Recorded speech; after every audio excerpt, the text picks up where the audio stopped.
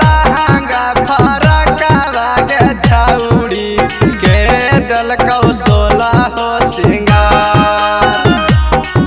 आगे के दिलकौ लहंगा फरकवा के छौड़ी के दिलकौ 16 हो सिंगार।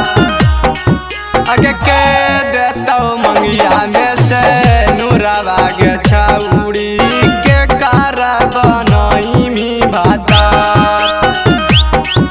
आगे के देतौ मंगिया में से नूरवा के छौड़ी के कारा बनई मी भाता। मांगी हमसे नूरवा देतै हीरे के बेटावा ओकरे बनई तै भाता।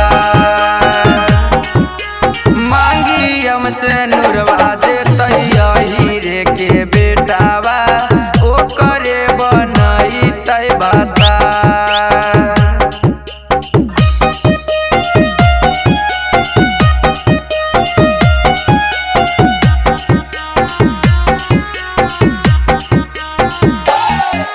फरकवा वाला फरकवा दलकै सुनै रे चंदन टेम्पू वाला दलकै सिंगार।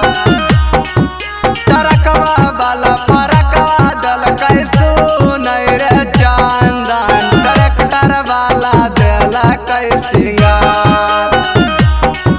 अरे मांगिया में दे कैसे नूरवा रौशनामा ओकर बनई भाता।